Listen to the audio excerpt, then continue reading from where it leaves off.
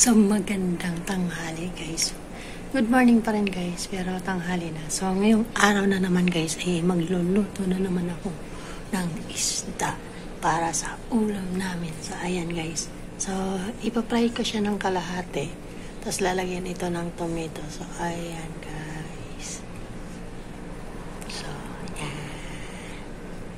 Shout out. So, luto-luto lang tayo guys. Busy-busy na naman siya ako. I-flex ko lang tong isda guys. Ang dami na naman nilagay ng nanay ko na isda. Iilan lang naman kaming kumakain. 3 lang kami. Pero yung isda na to, siguro aabot siya ng mga 10 piraso. Musta naman, ilan na naman kaya mapupunta sa akin. Kunti lang naman sila kumain. Ang dami ko na naman kakainin, pambihira. Paano naman ako papayat sa ganyan guys, di ba? So yan, ipiprito ko siya ng half guys. Tapos lalagyan siya ng tomato. Tapos ilalagay sa oven. Ganyan yung process ng pagluluto dito. So, ayan guys. So guys, ayan, ilalagay na natin yung isda guys. Mali yung kamali na lang natin guys.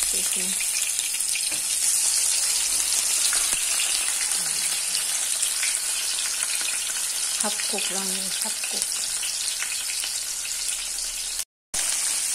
Pangalawang batch. Sila mo, pang-5 to. Kasi 2 una, 3. Walang peraso lahat guys. Grabe. Ang dami.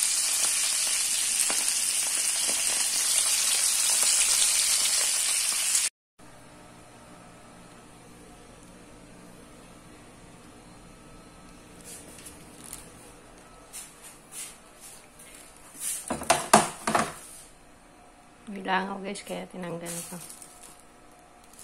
Ayan guys, tapos na tayo magluto.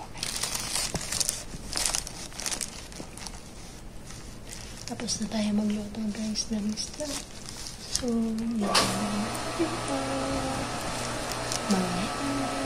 sa ganyan naman guys.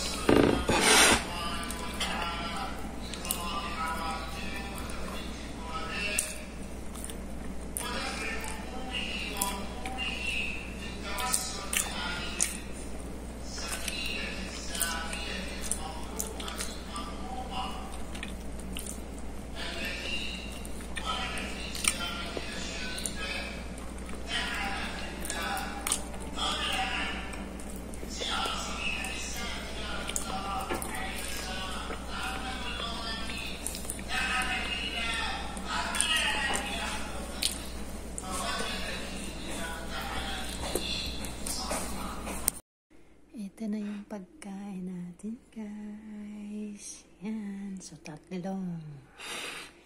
party sa